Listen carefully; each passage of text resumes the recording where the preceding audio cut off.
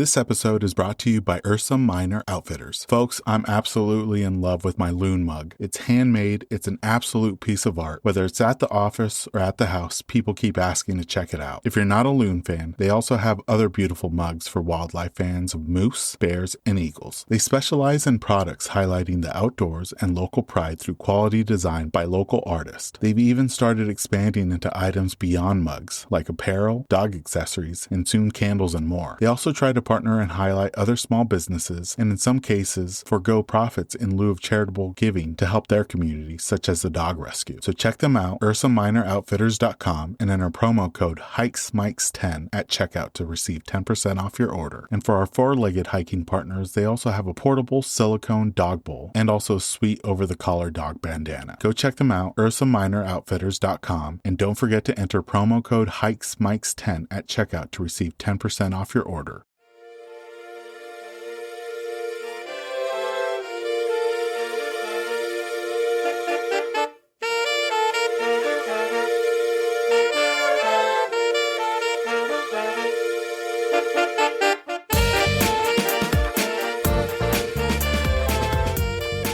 Welcome, everyone, to the Hikes and Mikes podcast. I'm your host, Ivan, and together we'll embark on a weekly journey connecting with extraordinary hikers from all corners of the U.S. and beyond. Throughout these spring months, we've had the privilege of conversing with remarkable individuals. Their experiences and adventures will leave you yearning to hit the trails. In this week's episode, we're heading out to Virginia to talk to an inspirational individual about their incredible outdoor experiences both domestically and abroad. Her name is Heather, and you can follow her on Instagram at Heather_Elise. Heather shares with us some of her favorite trails in and around Virginia, including those found in Shenandoah National Park. She also shares with us some of her most memorable outdoor experiences, including jumping into a blue pool in an Alaskan glacier field. We also learn about the incredible work she's doing helping get BIPOC women out on the trails and in the outdoors. Without further ado, let's jump into this episode with our guest, Heather.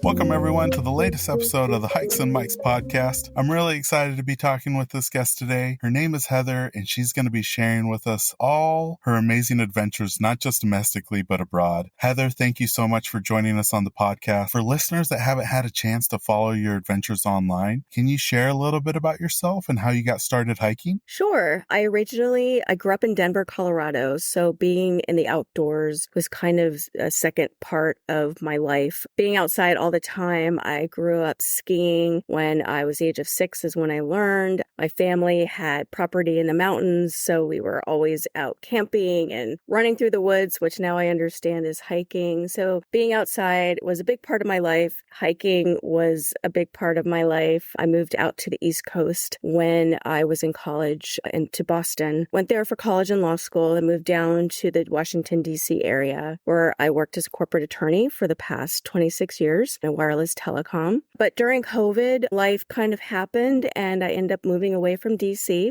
So I live in the Blue Ridge Mountains just outside Charlottesville, about 20 minutes south of the south entrance of Shenandoah National Park, so that I have easier access to skiing. So there's a ski resort that's 10 minutes away. The Appalachian Trail is about 10 minutes away. And other beautiful hikes along the Blue Ridge Parkway are right nearby. So that's kind of where I am right now. Out adventuring as much as I possibly can. You know, for me, I haven't had a chance to explore that southeast region of the country yet. How would you describe the hiking scene in and around your local trails? Well, it's very interesting. When I moved down to the town I live in, which is called Nellis Ford, Virginia, Charlottesville is about 30 minutes northeast of me, where University of Virginia is. But the area where I am is a big retirement community. So the hiking scene, where I learned about all the trails, was by joining a local hiking group called Get Hiking Charlottesville. And I was working from home, so I had a lot of flexibility with my job, but I would do these day hikes, in the afternoon, early morning, weekends. And it was retirees that would be on the hikes with me. So it was like kind of an interesting local hiking scene, at least during the week. It was a lot of locals, retirees. And then on the weekend, you would get people coming down from the DC area to visit the region, which has a lot of popular wineries and breweries in addition to the ski resort. resort and the trails. So then you would get the big crowds to the kind of iconic hikes like Crabtree Falls and Humpback Rocks, and the hikes would be packed with lots of visitors. So kind of a mixed bag. So it kind of forced me into hiking during the weekday just to avoid the crowds and get a little bit more solitude.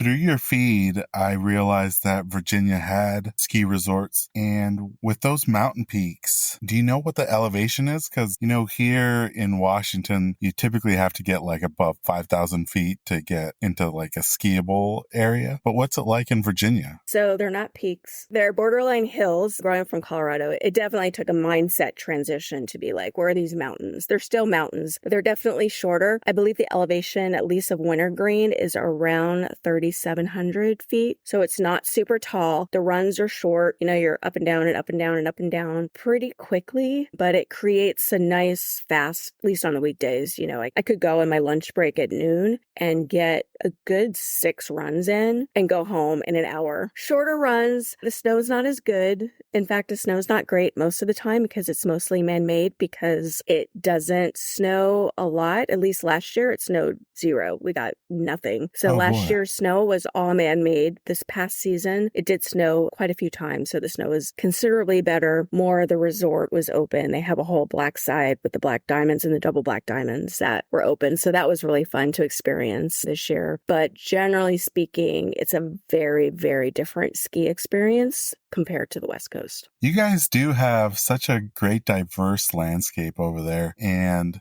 we'll get into the national park, but for you, what are some of your favorite places to explore in-state? In-state, I love going back up to the DC area. There's actually some great hikes up there right off the Potomac River, Great Falls Park. There's a Virginia side and a Maryland side. So the Potomac River kind of cuts through the two states and DC itself. So you could do the Maryland side of Great Falls, and there's a big rocky kind of cliff scaling that you can do in addition to rock scrambles and things like that, which you would think in a suburban-ish urban area, like, how are there rock scrambles? But there are. And I remember the first time I did it, I was terrified. But now looking back, it's like, what was I, after all the hikes I've done, it's like, what was I actually scared of?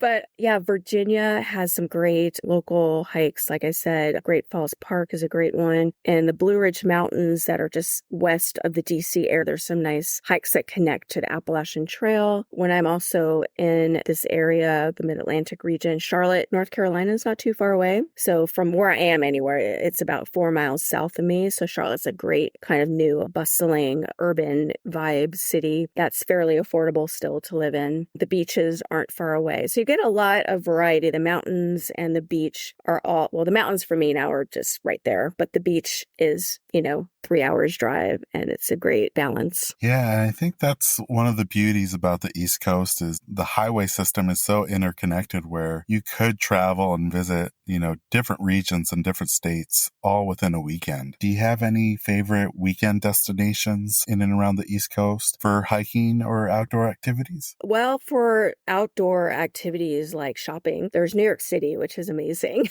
Other outdoor activities, Montreal has great ski resort up there called Mont Tremblant, which from where I am in DC area, the flight's literally like an hour and a half to get to Canada. And to drive to Mont Tremblant is another 2-hour drive. Beautiful skiing there. Vermont, again, you can fly to Montreal, go south an hour and a half. Great skiing at Jay Peak in northern Vermont. But yeah, there's great, you have New Hampshire. I'm actually going to Acadia National Park next month, which is just a quick flight to Maine and then a short drive to, the park to stay in the little town that's right outside the park to go in and out. So to your point, things are so close by that the Smoky Mountain National Park is 5-hour drive south from me. So again, not, it's, if you're in Colorado, you would still be in the state of Colorado after 5 hours. Where Exactly. Here, you've left Virginia, you've entered Tennessee, and now you might be in North Carolina or somewhere on the Tennessee border in a totally different environment. So it definitely is great. And one thing I forgot to ask you, I'm hearing that the Blue Ridge Mountains are like a secret, underrated area for waterfalls. Like there's just an abundance of waterfalls, and some of them are easily accessible. Like you don't have to do a lot of trekking to see some gorgeous waterfalls. Is that true? Absolutely. Actually, I have a hiking group out here in Virginia, and I'm planning a few treks next weekend and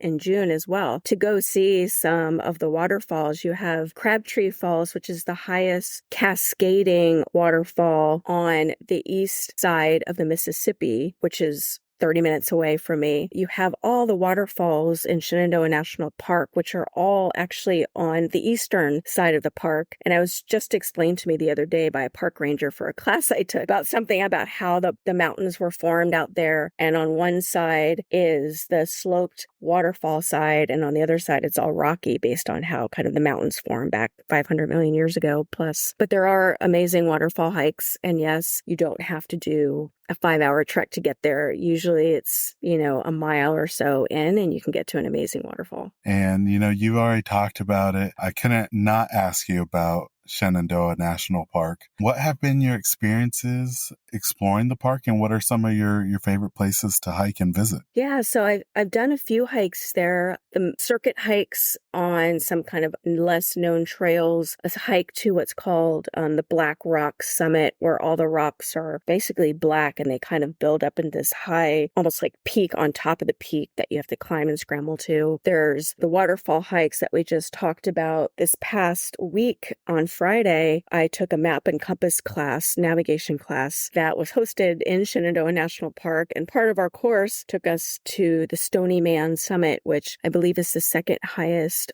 peak in the park. Beautiful overlook. I mean, it was totally unexpected because they did not put that in the write-up for the class that we would be doing that. There's Old Rag, which is an iconic hike, which I actually haven't done, which people are shocked by. They're like, you haven't done Old Rag yet. It's like a 9-mile hike, bouldering to another amazing summit on top of Old Rag. So there's definitely lots of iconic hikes in Shenandoah National Park that, as a park, I feel it's definitely greatly downplayed. And I got to ask you, because it's been on my list to do, because, I do rely on my cell phone to help with, tracking and GPS. And I know that learning how to use a compass, especially out in the wilderness, would be beneficial. Now going through that class, was it easy, or was there challenges learning how to use the compass and map? I feel that because I'm a good map reader, generally without having any compass experience, I can navigate, I felt, pretty well. But because I started leading groups, I always felt there's a chance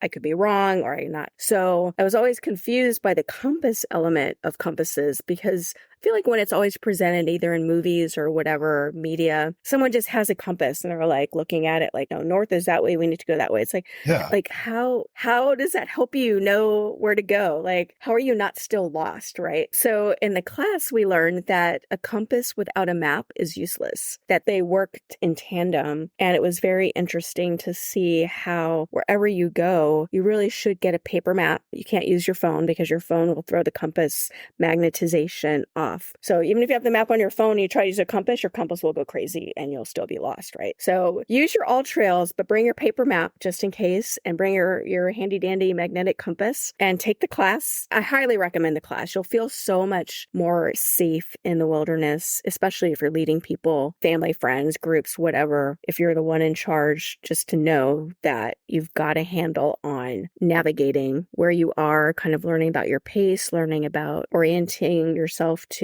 something in the distance and figuring out where north is, magnetic north or true north. There's a whole host of things to learn, but it was a day-long course and I felt like I learned a lot and I'm ready to put it to practice. Yeah, I bought a compass for my backpacking trips last year, but never knew how to properly use it. Same as you, you see it in the movies and they're like, oh, that's pointing north. This is north.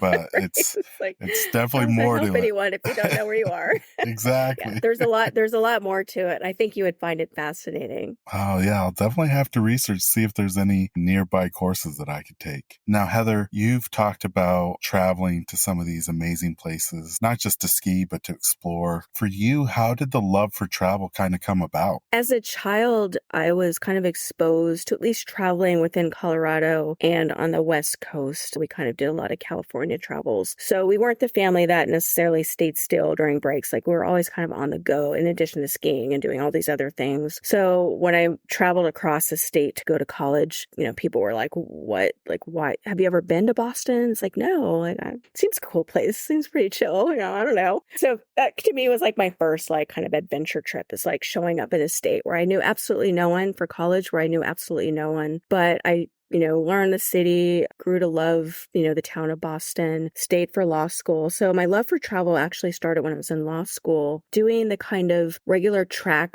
of clerking for a judge after your first year just didn't really appeal to me. And I kind of stumbled across these study abroad programs where you can take law classes in Paris or London or Italy or, all these different places. So it's like, I'd always wanted to go to Paris. So my first year of law school in the summer, I lived in Paris for a summer. I took law classes and I didn't know anyone. I had never traveled abroad before. I was by myself. I had to find housing. I had to do all these things. But I think because of how I was raised, I wasn't afraid. It was just like another adventure that you go on and do. So after living in Paris, I was hooked to Europe, cultural immersion, just the whole thing. So my second year, I studied abroad again. Instead of doing clerking for a judge or working in a law firm, I went and traveled. But that year I went to London and lived in London for a summer. And that's where it started, really, just going to countries and immersing myself, seeing Stonehenge in London and Bath and all the castles and history. You just realize how young America is and kind of how, we kind of like are living life with blinders on, so to speak. There's so much out there in the world. And just those two experiences alone made me feel like what else is out there. And it just kind of piqued my curiosity to just discover more. Over the last couple of years, you've traveled to a lot of bucket list destinations for a lot of hikers and outdoor enthusiasts. What have been some of your favorite travel destinations over the last couple of years? So for hiking, I think my first bucket list destination would have been Zion and Bryce National Parks. And it was during COVID. I actually hadn't moved yet to the Blue Ridge Mountains. After that trip, my house closing was like the next week. And so I was telling the people on the trip, like, I'm buying this house in the mountains. I can't believe it. So they're all excited for me. But going to Zion and Bryce, trying to get back into the hiking outdoor groove was like my first kind of re-entry into adventure travel and hiking, doing the Narrows hike. Wasn't able to do Angel's Landing because it was closed for construction because they were fixing the cables or whatnot. But did some rappelling into Slot Canyon, went to Bryce and did a gorgeous 9-mile hike in Bryce Canyon and just felt like, wow, like I'm in the United States and it feels like another world. And that got me hooked to be like, okay, what can I do next? And that led me to Yosemite National Park, which I had visited as a child, which I had traveled to with my daughters because I loved it so much as a child. I wanted them to experience it too as kids, but I wanted to take on a different angle, like to really immerse myself in the park. And I did the backpacking trip there and hiked to the top of Half Dome. And that is a whole experience and story in and of itself, the stress of Half Dome, but it was a fun hike. And I remember when I booked the trip, a girlfriend of mine, I was so excited. I was like, oh, I'm going to Yosemite. I'm going to hike Half Dome. She was like, you're doing what? I was like, I'm hiking Half Dome. She was like, you are brave. I was like, I mean, I never really thought of myself as brave, but okay. She's like, I could never do that. So I was like, maybe I need to do a little bit more research into this Half Dome that I've been seeing as a kid as this awesome structure and see what this hike's all about. So that's when I discovered the cables and whatnot. And I was like, oh, okay, I see. Okay, a little bit more training than just hiking is involved here. Some like upper body work and to get my upper body strength going to get me through that hike. So that was, kind of my next adventure. But then once you do Half Dome, you're so like, wow, like what do you do next, right? So that's when I'd always been obsessed with Alaska. And I don't know, I was one of those nerdy adults that, I don't know if it's nerdy. I think it's actually pretty cool. So I'm going to reclassify that. I was one of those cool adults that would watch those Alaska shows on like Nat Geo and Discovery about the people out just like living off the land and doing all these things. You got Sue off in her little place where the airplanes land. So shows like that are just like, Alaska, I got to get to Alaska. Seems awesome. I could never do the hunting thing, but it just seems like a cool place to see mountains of that stature. And so I booked my trip to Alaska as kind of my post Yosemite adventure. And it was, yeah, Alaska's gorgeous. It's beautiful. And then my last trip was just last year to Patagonia. I went and hiked the W Trek. And that was like probably one of my favorite trips ever. But that was amazing.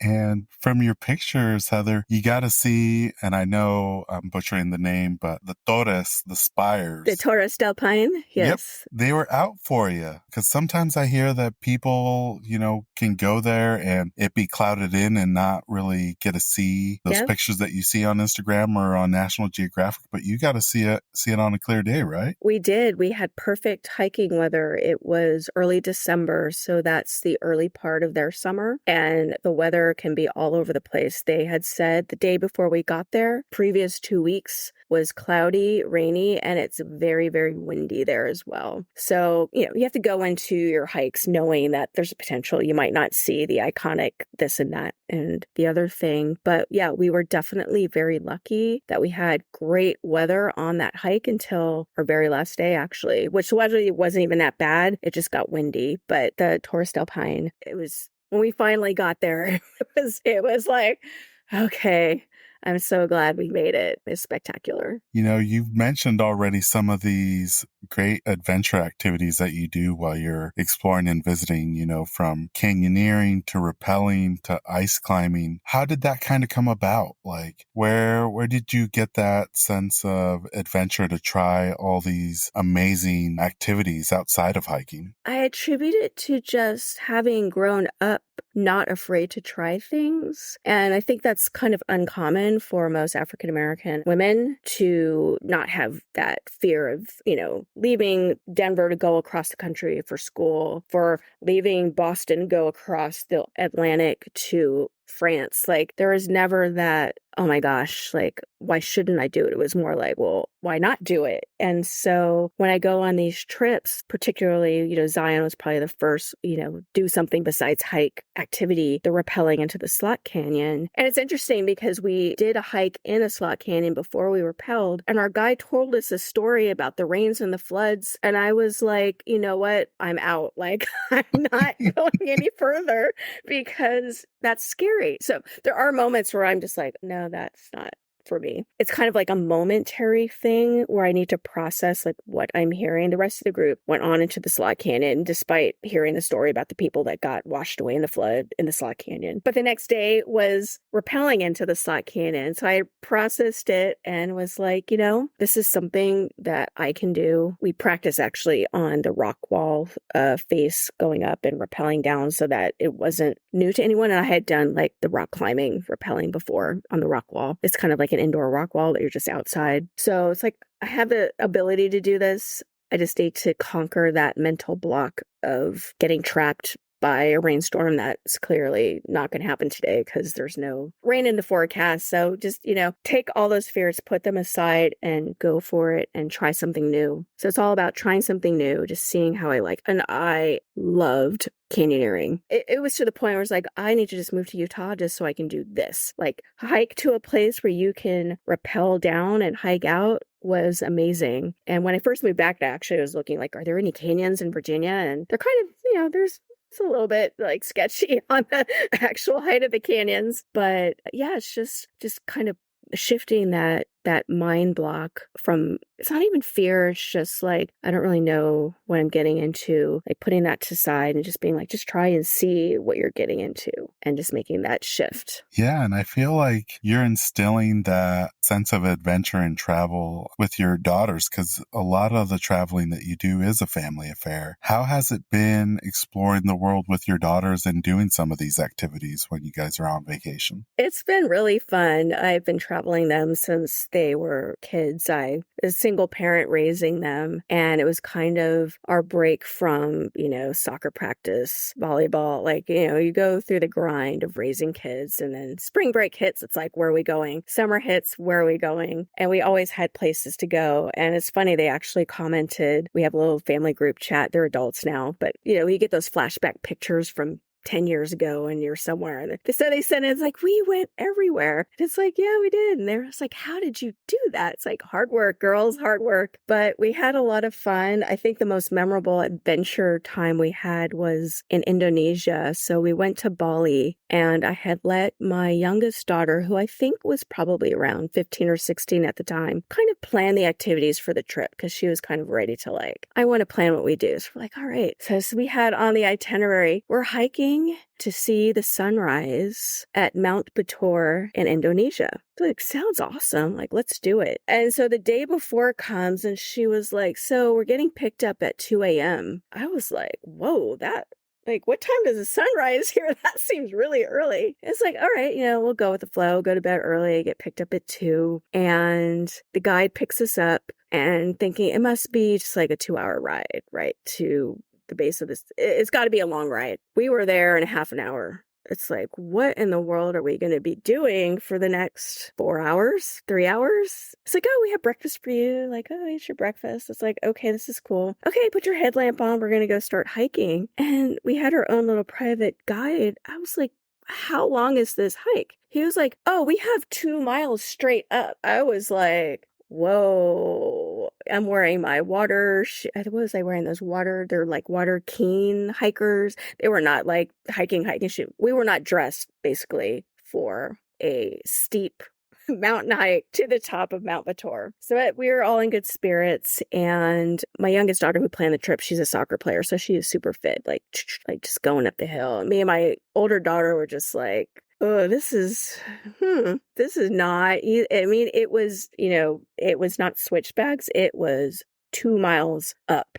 And I was like, okay, I get why we're here this early because this is going to take a while. And our guy kept checking on us. Are you okay? Are you okay? And my daughter was so wanting to see the sunrise at the top of Mount Batur. So we got to a point where the guide was like, you can get a really good view of the sunrise from here if you want to stop. So I said, I left it to my older daughter to say, do you want to keep going or not? And honestly, deep down, I was like, please say you want to stop. I was tired. I was just not, it was not hiking day. And she's like, I want to keep going.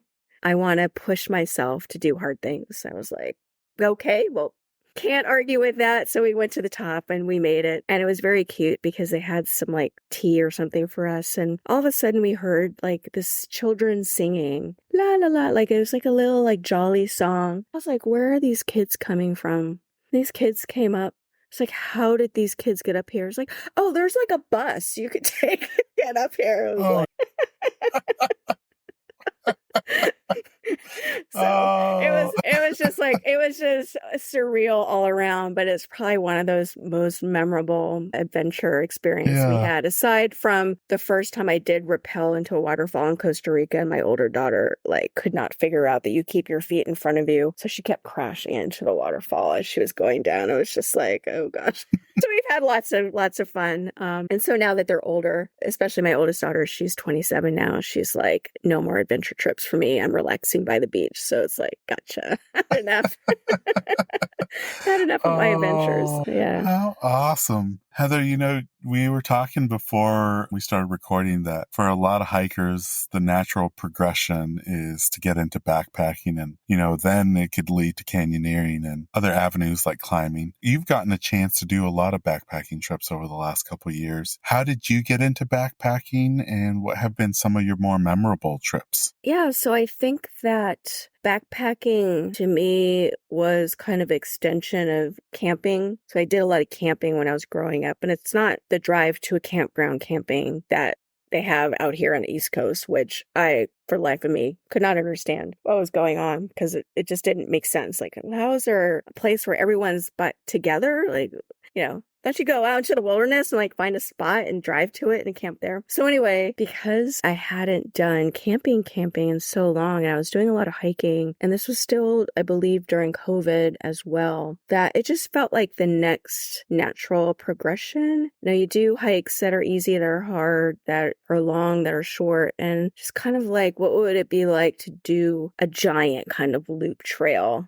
that you can't do in one day, and doing it out and back, you're not going to get the feel for the park. So what if you spent the night, 2 nights in the park to do that? So it was actually a prequel to my Yosemite trip because I think I actually booked that backpacking trip before I had ever backpacked. So I was like, I'm booking this backpacking trip to make myself start backpacking. I started off with a beginner backpacking meetup here in Virginia. There's one night just about an hour away from me. We pitch a tent at the top of this beautiful overlook, actually, just south of Shenandoah National Park, and pack up and hike back down. And so that was my first backpacking trip. Did all things wrong, brought way too much stuff. Bag was way too heavy. It was just ridiculous. I actually didn't have a tent, and a hike leader was going to let me borrow his, but he realized he didn't have one. So he brought his giant Walmart tent for 4 people that I had to lug up, tied bungee cord to my pack. At least it was only 4 miles. So it was great having all that room, but it was ridiculous. Like, bringing all that gear up. It was like, what in the world? But it was great to just be like, okay, I do love this. And so my next trip before Yosemite was a state park here in Virginia called Grayson Highlands. And it's known for the wild ponies that roam the park. And you hike and wild ponies just come up to you. You pitch camp, you wake up, and there are wild ponies walking around. I guess gorgeous park, lots of different terrain. And that was 3 nights backpacking, I believe, 4 days hiking. So it kind of was like my pre-backpacking trip to Yosemite, which was 4 days, 3 nights backpacking as well. And then I just started trying to at least get one backpacking trip a year. That's amazing. Yeah. I think Yosemite is a very bucket list destination for backpacking, and for you to be able to not just backpack both on the East Coast and West Coast has been truly inspiring. And, 2024, at least here for us in the West Coast and even in the East Coast, we're slowly starting to get some of the more mountainous trails opening up. Do you have any backpacking trips scheduled for summer 2024? I don't have anything formally yet, but I started a hiking group to kind of get more Black women out doing hikes. So I'm kind of like the hike leader, but I want to do like a beginner backpacking trip for them somewhere nearby where I live that's short, that can give exposure to backpacking, but I haven't picked a longer trip for myself yet because my attention is a little bit redirected into getting other people out there. One thing I told you, your Instagram is truly inspirational because you're out there crushing it wherever you go. Many of the times it's with other badass female explorers. While diversity on the trail is growing, I feel like other activities, we haven't seen that same growth in diversity, especially like canyoneering, caving, ice climbing. You're not only showing what's possible to your daughters, but to other people of color too by going out and doing these amazing feats and sharing it online. And now you're leading hiking groups for Black women to be able to enjoy the outdoors and backpack at the same time. What advice would you give to our listeners who are interested in venturing out into other outdoor activities outside of hiking, but they might not see the same diversity in that particular sport or activity as they do with hiking now? Yeah, that's a great question. And because for me, I was doing things despite the fact that there wasn't representation of other people doing it. So I actually have a hard time finding inspiration, like who's going to inspire me to do bigger things than I'm doing. And it's very difficult. So I would just say that if there is interest, if you're interested in climbing, for example, I think the climbing outdoor industry is kind of picking up a little bit of steam in that regard by having more facilities that offer bouldering or rock climbing to look on Meetup for the groups. There's groups out there. You just kind of have to look for them. And it's interesting that even if you're interested and there is no group, start your own group and start getting people out there. And because I'm a big hiker and outdoors person, I started this meetup group in Central Virginia. And I've only had 4 or 5 hikes so far. But each one, people are like, I'm so glad you started this group just for hiking. They needed a way to take the next step. And sometimes the way to take the next step is just sign up for that class or join that group or reach out to that person that might not be a person of color on Instagram that's doing it and ask them for tips. Because I think that even though there isn't that diversity in these other outdoor sports, that doesn't mean that people doing them don't want to help diversify the sport. And just to keep an open mind about that and keep those kind of channels open for communication. I'm glad you brought up climbing, because one thing I literally just saw this last weekend before we recorded this episode was something that put a big smile on my face, because I went to a place called Frenchman Coulee right next to the Gorge Amphitheater, and it's a pretty popular spot for climbing here in Washington State. And there was possibly 1,000 climbers out in Frenchman Coulee this last weekend. And I saw some native youth climbing groups. I saw a lot of Latinos. I saw a lot of Black climbers all enjoying this place that I've only known for hiking, enjoying the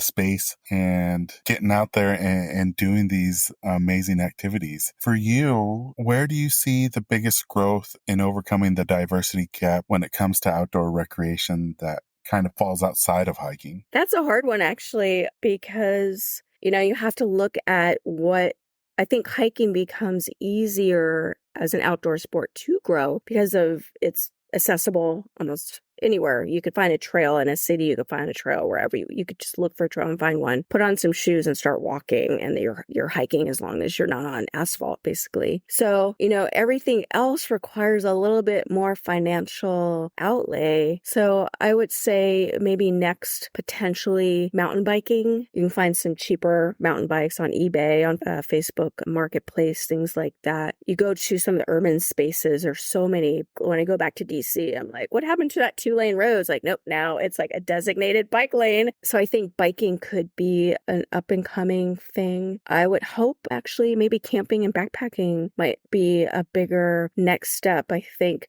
as Black people, we love our cookouts and whatnot. And what's camping? It's basically a cookout that lasts for like 2 days. So just bring your tent and your chairs and your food, and now you're camping. And, if you carry it all in on your back, now you're backpacking. So in my heart, I would love to see skiing diversify, but it's probably going to be like a long, long time before that happens because it's so cost prohibitive. You have weather factors, you have location factors, getting to the location, travel costs. There's a whole lot that goes into it, but it's near and dear to my heart, having grown up with it since I was 6. And I would love to see more color on the mountain, but I think we're a ways away from that. So in any other area, I would love to see more Black and people of color doing things outside. You nailed it right on the head because I didn't think about it, but hiking has a very low cost of entry. Like you said, you just need some sneakers. Even, a school backpack would do if you're not doing anything strenuous. Anything else like backpacking, I thought I was investing in a entry level backpacking system, and it was still close to $1,000 that I ended up spending. Yeah. And if you get serious about it, you try to get lighter gear and lighter this and it just becomes this it becomes very expensive. And I snowboard, so same thing, the board, the bindings, the boots, that's almost $500 in investment. The yearly tune-up, the tickets, yep. the food. Yeah, it's very expensive, but I'd like to see more representation in media and advertising of Black people. It's one of the reasons why I post on Instagram on my personal page when I do travel or do hikes, whether it's in my story or my feed, because I'm not super outgoing as a person. So it's not natural for me to be like, look at me, look at me. And it's not really a look at me, look at me. It's like maybe what I'm doing will inspire somebody to be like, oh, wow, she can do that. She seems pretty chill and normal. Maybe I can give that a try too. And not necessarily at the level that I'm doing it, but a curiosity can kind of start the process for someone to just, it is a nice day. Maybe I should put on some shoes and see what Heather's doing with these like kind of nature trails and give it a try kind of thing. You're kind of leading the way with starting this backpacking and hiking group. How did that kind of come about for you, and what have been some of the memorable trips that you've done? So it started for me, as we were talking before we started, I've been a corporate attorney for the last almost 26 years, and I was recently laid off from my job in November. And right after I did the Tourist Alpine W Trek hike in Patagonia, which gives you a really long time to think about things when you're hiking 4 days, all day long, sleeping refugios, gives you a lot of reflection times. I started reflecting on a few things. One was, why don't I see other people of color out here on this trek that I'm passing? The people with me weren't people of color. They're all women. There's 4 of us, but it was just kind of like eating at me. Just like, I'm so grateful to be here, but other people of color should be seeing this too. And I came home and just kind of reflected on it and thought, I feel like there's something I could do with my experience traveling the world, with my experience in outdoor adventures, hiking, skiing, doing all the things that I've done that there's got to be a way for me to help bring that to people of color. So I started my own company, actually. It's called Happy Adventures. It's kind of based on the initials of my name. And the goal is to bring adventure travel to a more diverse audience and diverse community, so that when you see the pictures of the fun trips, that there's color represented in those photos, and your notes just slide through and see the random picture of me on the feed. It's like, oh wait, there's Heather in the pictures, but that there's other people there too. And so, but as a part of doing that, I feel like that people of color, they're not doing adventure travel. So you gotta,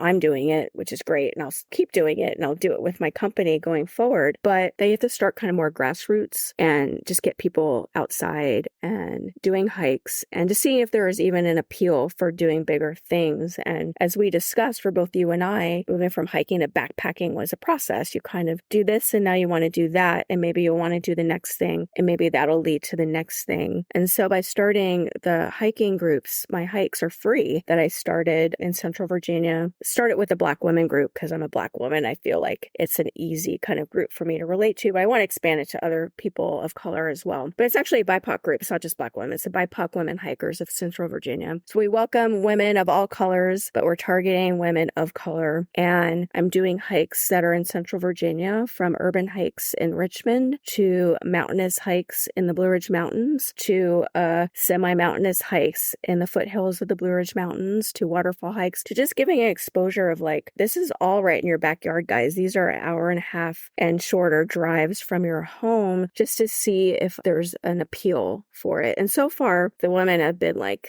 thank you so much for starting this. I've always I've hiked as a child, or I hiked before I got married, or I hiked before I had my kids, but now I didn't have time to do it. And now I have time, but I don't really know where to go or what to do, and I don't want to go by myself. And so it's kind of for those people that are looking for someone that can lead them. And I know, the trails I'm taking them on are trails that I've hiked before. And if I haven't hiked it, I go and scout it out. I got Wilderness First Aid certified in October of last year to get more comfort level dealing with anything that might happen on the trail, bringing people out. So it's kind of been a work in progress in the back of my mind. But when I was working full time, I didn't have the mental capacity to take the next step and actually go all in and say, you know what, this is something that's near and dear to me. And I want to see more people of color out there with me and seeing all these beautiful things, not just in Virginia or in the United States, but so many beautiful things around the world that, our eyes need to be looking at as well. That sounds like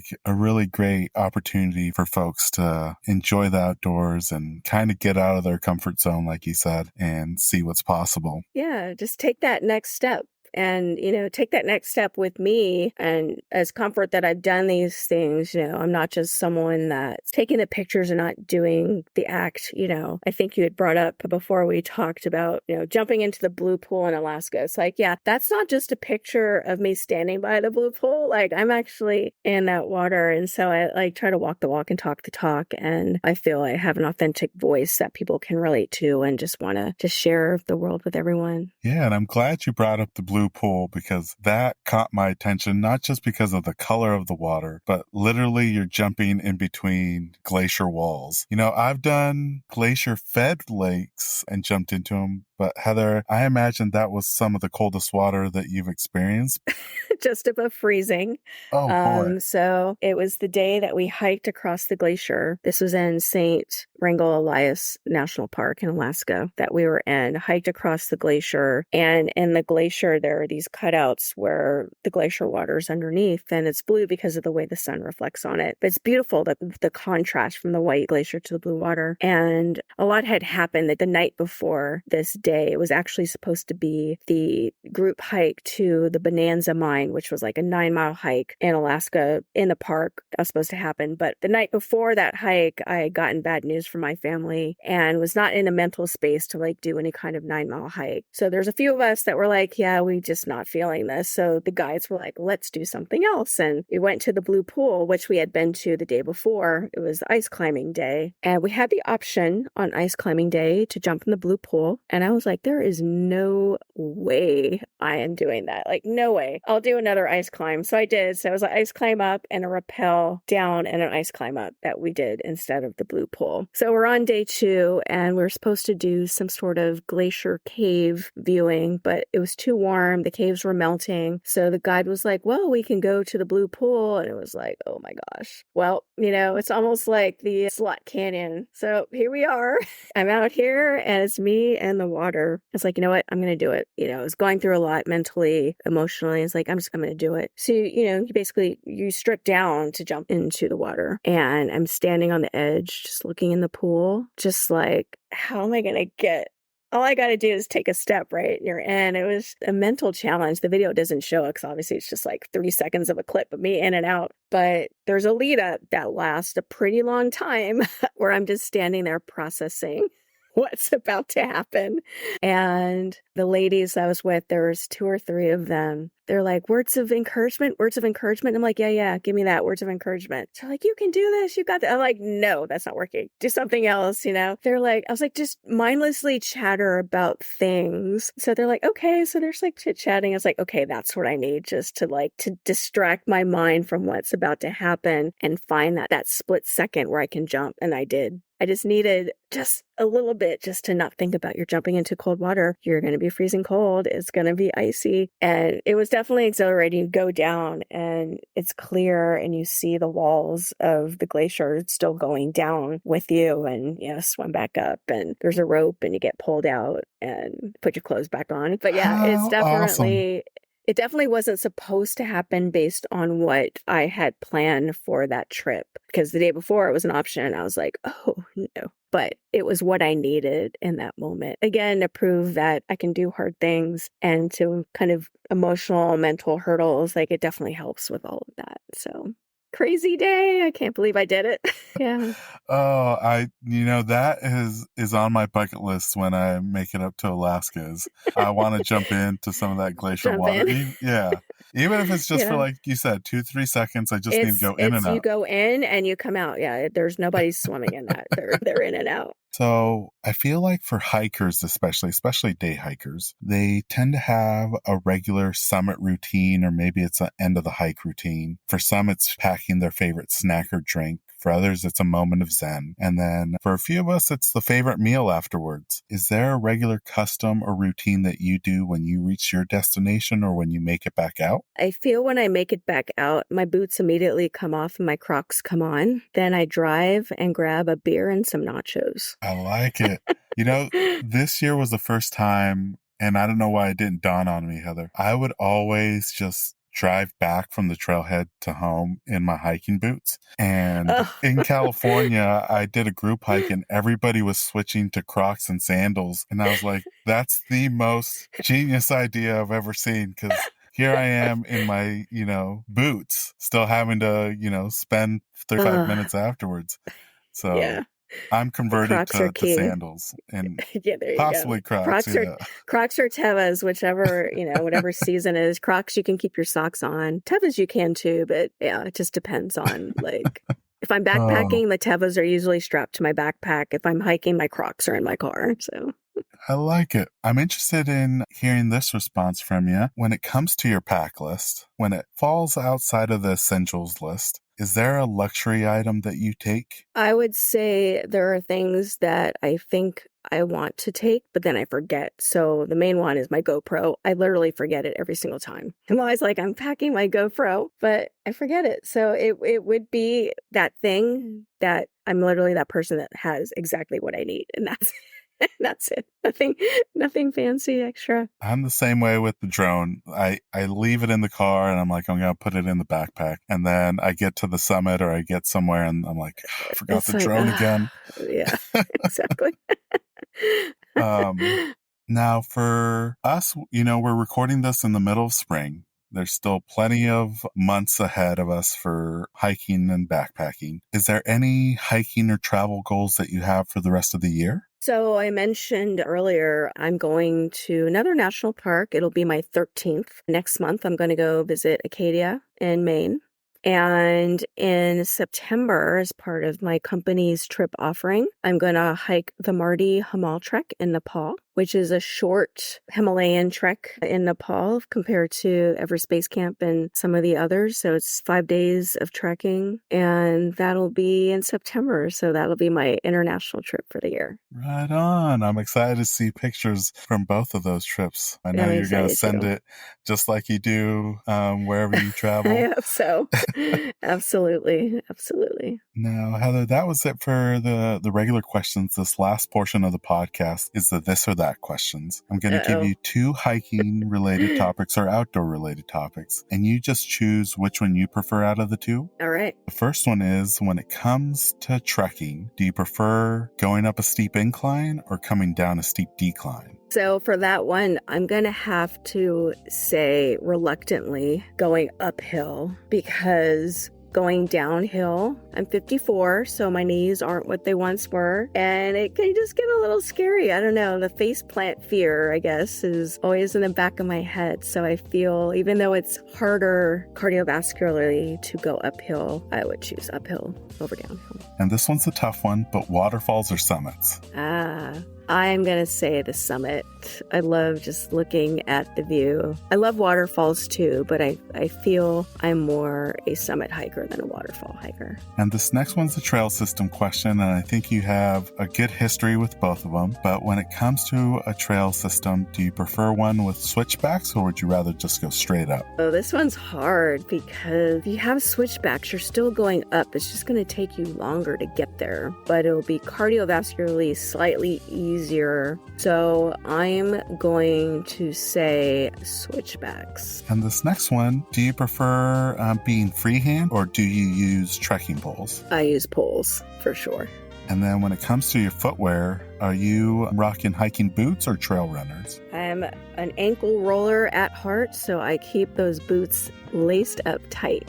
And then this is another trail system question, but do you prefer a loop trail or an out and back trail? Oh, definitely loop. I feel like when you do an out and back, I get focused on how far I've gone, how far I have to go when I have the back part. I don't want my mind to be so into distance and things like that. I'd rather just enjoy the hike and finish when I finish, rather than knowing okay, I remember this tree, I remember that rock, we're almost back. Just to kind of go with the flow is a better hike for me. This next one is about your water carrying system. Are you using just a regular water bottle, or are you using a hydration reservoir or pack like a Camelback?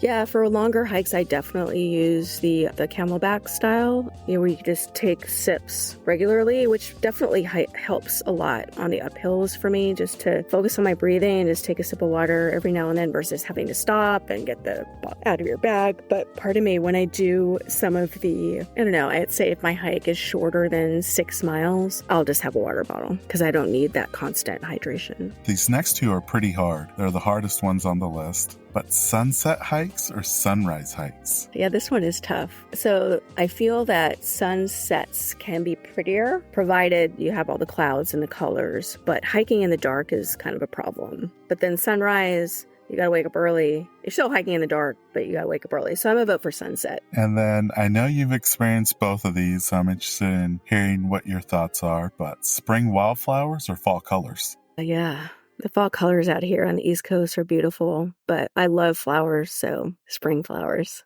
And then the last one for you, Heather, is, do you prefer a long and gradual hike or short and steep hikes? Oh, definitely long and gradual. I just get more enjoyment out of it. The fitness part will come, but I don't necessarily need that strenuous just grind of a hike. I like to take my time and enjoy the scenery, and if it lasts for a long time, so be it. I'm in for it. I like that. Well, that was it, Heather, for the this or that questions. It has been an absolute pleasure to speak with you about your experiences. For folks that want to follow your adventures online and on social media, as well as potentially sign up for some of your adventures, where are some of the places that they can find you and follow you at? Sure. For my personal Instagram is at Heather_Allise, ALLYSE. I have a business Instagram that's at Happy Adventures, and that's HAPBEA Adventures, ADVENTURES. And my website is happyadventures.com. And I'm on Facebook also, Happy Adventures. So I think that's it. If you go to my website, my meetup link is there. And it's also in my link tree on my business page as well. So if you are in Central Virginia and a member of the BIPOC community, or if you're not, we welcome all races and women, however you identify as well. You can sign up for a free hike there. Awesome, Heather. And we'll be sure to include all those links in the episode show notes so people can check them out. Heather, thank you again for coming on the podcast and sharing your experiences. Really looking forward to what 2024 has to offer for you. Thank you, Ivan, for the opportunity. I appreciate it. And that brings us to the end of this episode alongside Heather. We extend a heartfelt thanks to them for coming on the podcast. Make sure to stay connected and follow her on Instagram at Heather_Elise. Don't forget to check out the episode show notes to learn more about Heather's company and hiking club. We have an incredible lineup of episodes planned throughout the spring months, and we can't wait to share them with you. New episodes will be dropping every Monday with occasional bonus episodes on Fridays. To ensure you never miss out on those thrilling tales, remember to hit that like and subscribe button. Your support means the world to us. Don't forget to join our vibrant community on Instagram at Hikes and Mics. We'll be sharing episode visuals, my own personal hiking content, and so much more. Let's stay connected and continue to inspire each other on this remarkable journey. As we bid farewell, remember to tread those happy trails, embrace the great outdoors, and keep the spirit of adventure alive. Until next time, my fellow explorers, happy hiking. This episode's music was created by Ketsa. Follow him on Instagram at Ketsa Music.